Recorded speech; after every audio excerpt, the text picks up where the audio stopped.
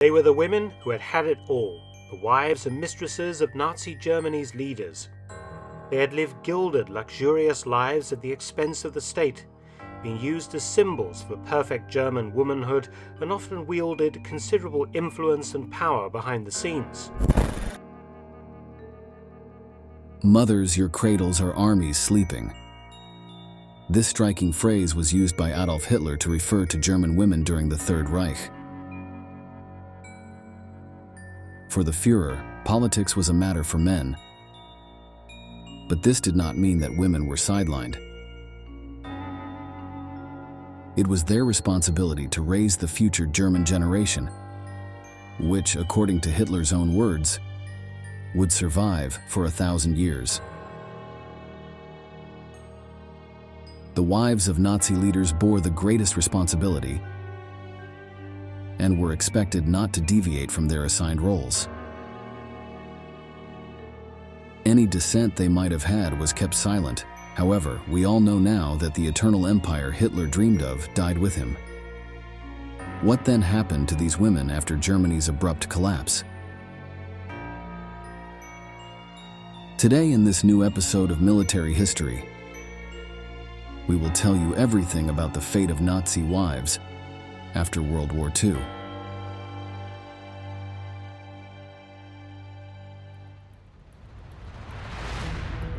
From a man as turbulent as Adolf Hitler, one could expect his love life to share this characteristic. Although he was associated with many women, the only romantic relationship for which there is clear evidence was with Ava Brown.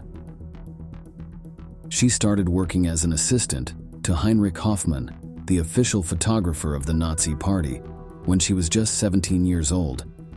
It was during frequent visits to his studio that the future Führer met the woman who would become his wife. In 1929, several years before Hitler came to power, they began a secret relationship. Ava saw him as an older man with a charming mustache, but very intelligent. Hitler was captivated, but he only pursued the romance after carefully investigating her family tree to ensure she had no Jewish blood.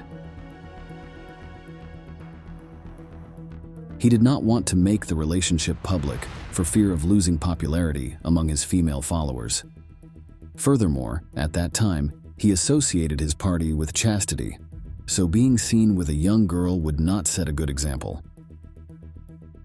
Despite the secrecy of their relationship and Hitler's tendency toward privacy, rumors of other love affairs persisted throughout his regime.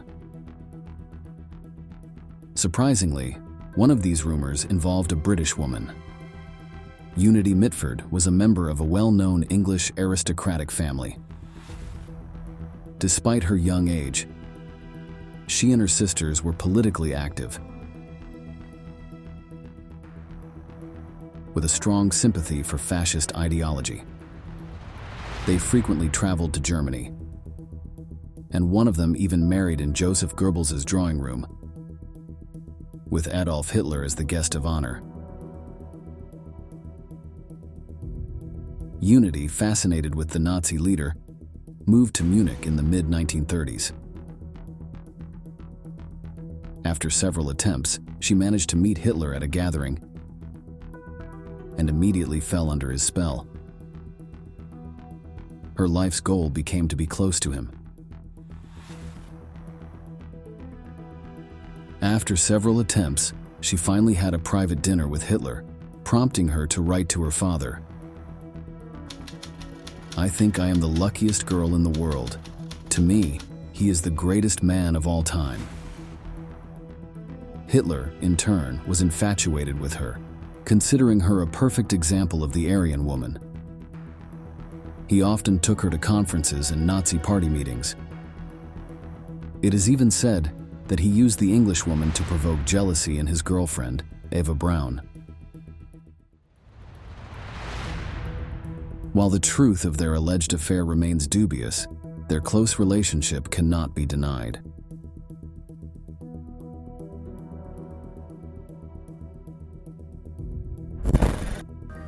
Unity's relationship with Hitler progressed reasonably fast after she'd met him, and it wasn't too long before she was very much in his kind of inner circle. She would be invited to the party rallies, to sort of state events, so she was very much persona grata. Unity not only became familiar with Hitler, but also with his ideology.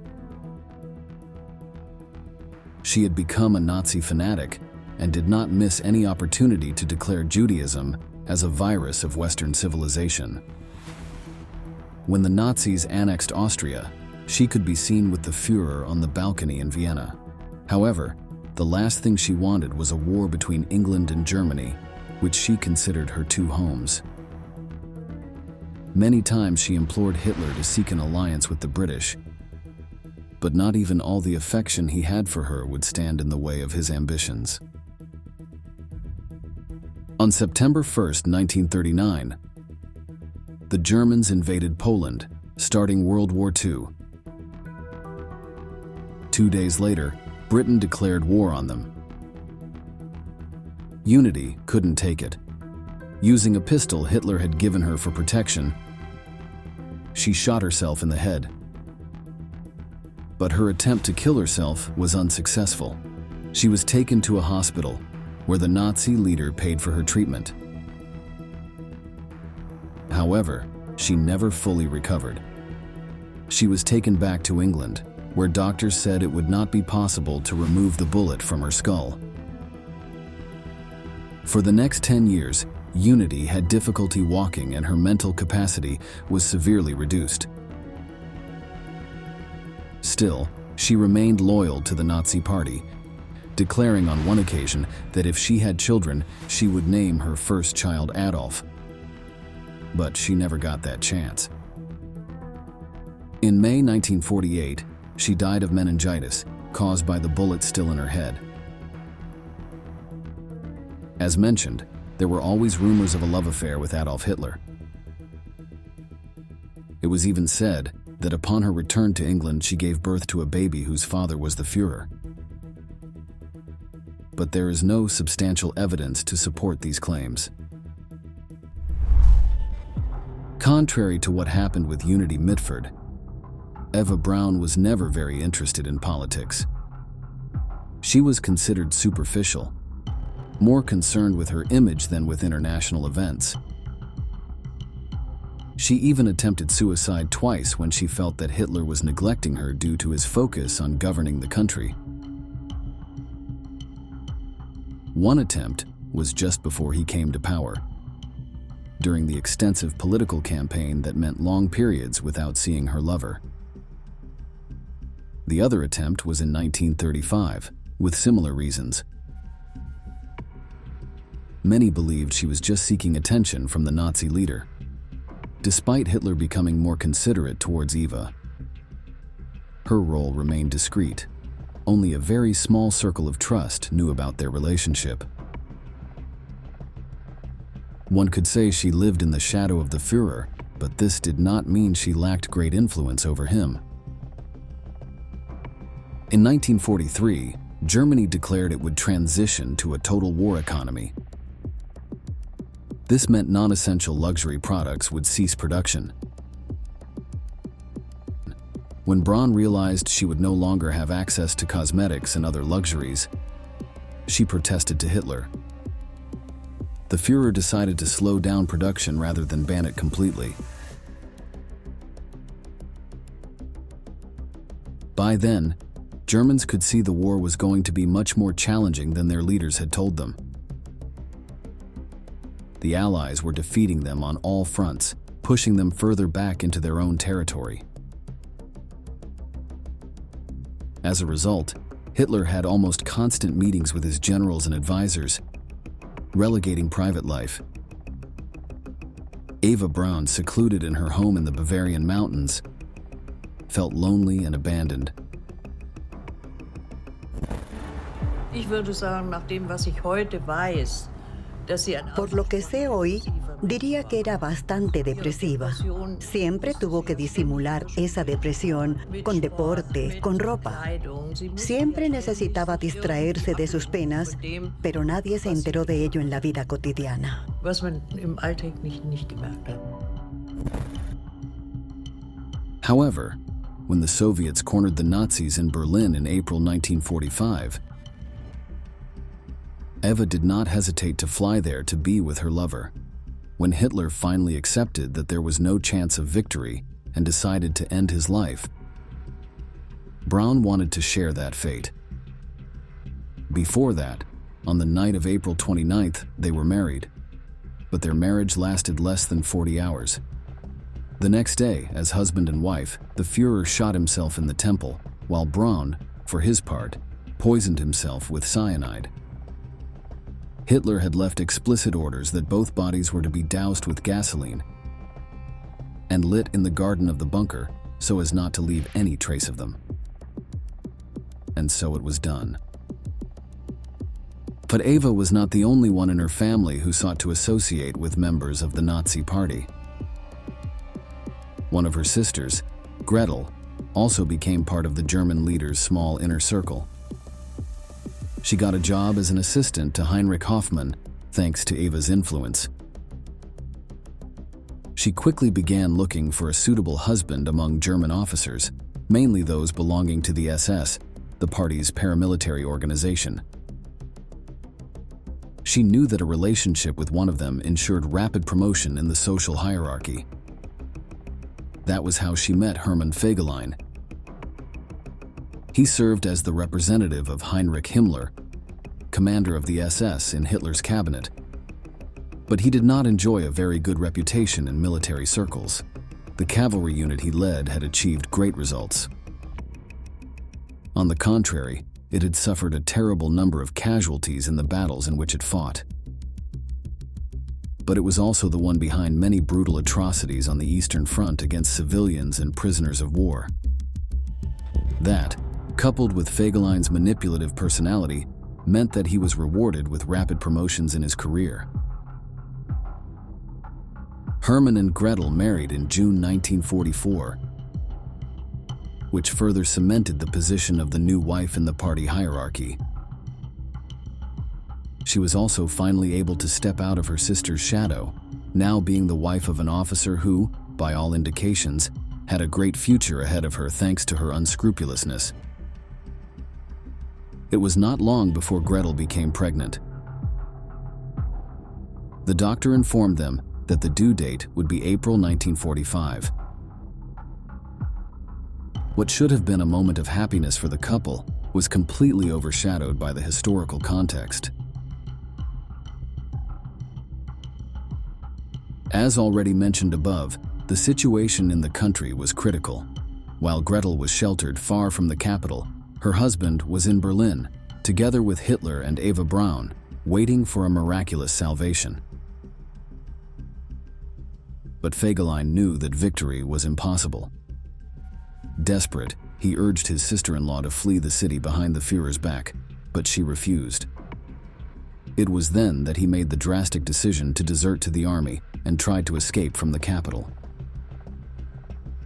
However, he was unsuccessful and was captured. During those same days, the Nazi leaders learned that Heinrich Himmler had tried to negotiate peace with the Allies separately, without informing Hitler. Hitler exploded in fury, and with the traitor no longer within reach, he took it out on his representative. Despite Eva's pleas for mercy, Fegelein was sentenced to death and shot. Here's the translation. Less than a week later, with her husband and sister deceased, Gretel gave birth to her daughter, whom she named Eva. This child was considered the last of the descendants of the Nazi leaders. After the war ended, Gretel disappeared from public life, although it is known that she remarried. She died in 1987 after an illness, marking the end of the family, as her daughter had passed away several years earlier. Like her aunt, she made the drastic decision to take her own life. It was never known if Gretel regretted her ties to Nazism, as she never spoke about it. The entire history of the Braun family went with her to the grave.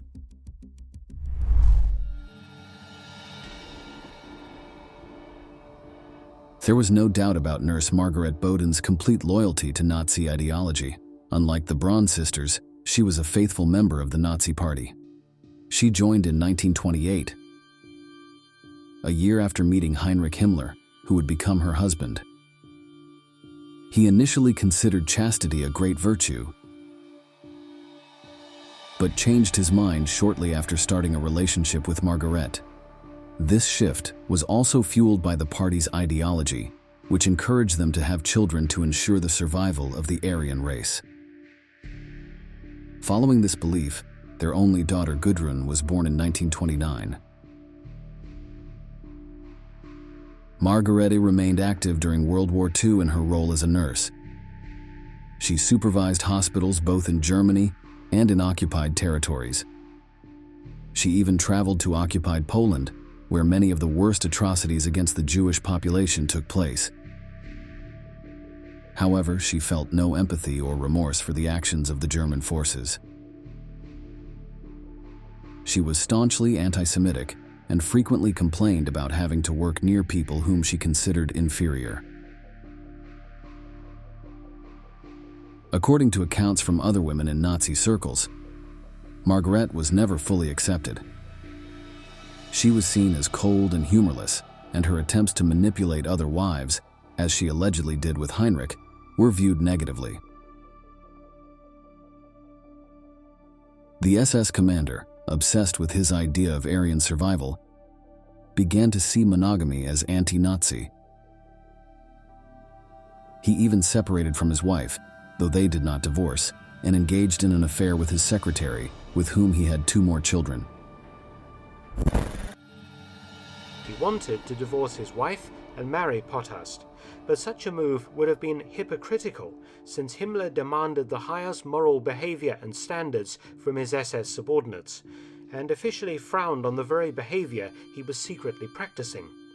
So Potthast became Himmler's long-term mistress. Nevertheless, his wife remained faithful. A few days after Hitler's death, Margaret and her daughter were captured by the Allies and interrogated about Himmler's whereabouts, who had escaped without a trace. She denied knowing where he was, and everything indicated she was telling the truth. When the commander was captured and chose to take his own life, his wife made it clear that she did not know about the crimes he had committed. Nonetheless, she and her daughter were detained for over a year until they were released. Aside from some minor penalties, she was not convicted for her affiliation with the Nazi Party, which Margaret described as a formality, although she shared its official ideology. Although she never spoke ill of her husband in public, she wanted to distance herself from his image. In contrast, her daughter, embittered by the injustices she witnessed against her family, remained loyal to her father, and even as an adult, joined fascist parties that sought to revive Nazi ideology. Margaret's political stance, arguing that she was removed from the government's operations, was very common among the wives of high-ranking Nazis. Emmy Sonnemann, an actress and wife of Hermann Göring, leader of the German Air Force, was another who thought this way. Despite this, many considered her as the First Lady of the Third Reich. She married Göring in 1935 and joined the party 3 years later. That same year, they had a daughter named Edda. Before the outbreak of the war, Emmy acted as hostess to Hitler at many state functions, thus becoming one of the most important women in the regime. However, she soon fell out of favor with the Führer, as she could not conceal her disdain for his girlfriend, Eva Brown, with whom she felt rivalry for her position as First Lady. Despite this political downfall, she continued to benefit from her marital relationship. The Görings owned numerous mansions and castles in Austria, Germany, and Poland. Additionally, Hermann frequently appropriated paintings confiscated from Jews and other enemies of the Reich. His collection was valued in millions of dollars. Nevertheless, after Germany's surrender, Emmy repeatedly claimed to be apolitical and not involved in her husband's life. The Allies, however, disagreed after the war ended. They sentenced her to 1 year in prison and confiscated a third of her property, including all the artworks they held. When Göring was sentenced to death, she consoled him, saying he would bravely sacrifice himself for Germany. She survived her husband by nearly 30 years, passing away in 1973.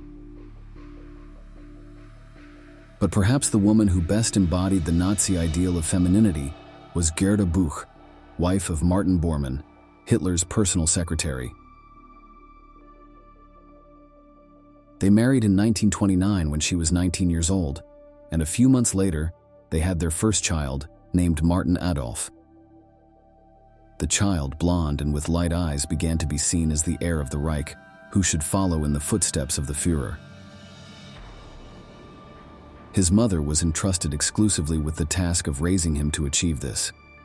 Although this corresponded more to his father's desires, Gerda, to avoid contradicting him, showed no opposition. Nonetheless, she also professed a blind loyalty to the leader. The young woman, fervently following Nazi ideology, fulfilled her role as a mother to propagate the Aryan race. She had 9 more children, becoming one of the most prolific women in the party, and was even awarded for this. Not even when Martin Bormann became involved in an affair with a famous actress did she cease to be faithful to him and to Hitler, whom she saw as incapable of making mistakes. Gerda, a tall woman who towered over her husband, was often humiliated by him in front of guests, while in private, Bormann behaved in a loving and sentimental manner. She supported the idea of something called parallel marriages, so a man could produce more offspring for Hitler, and tolerated his affairs accordingly. Gerda held this opinion until Germany's fall in 1945. 1 year later, she died of cancer in an Italian prison. 9 of her 10 children survived her. Most of them rejected Nazi ideology, including Martin Adolf, the supposed heir of the Reich. Overall, Gerda is not considered a staunch Nazi like some of the other wives. Instead, she is viewed as a victim who was unable to discern whom she was associating with. For Nazi men, their wives generally had a peripheral role. While there was genuine affection in some of these relationships, they were often not allowed to participate in state matters. Their roles were to raise the future of the German party, and not much more. Many of them, although not Nazi fanatics themselves, were never able to condemn their husbands' actions.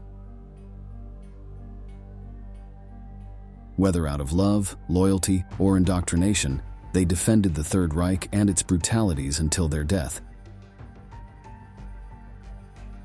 We've reached the end of the video, and we want to ask you, do you think these women should have been judged more harshly?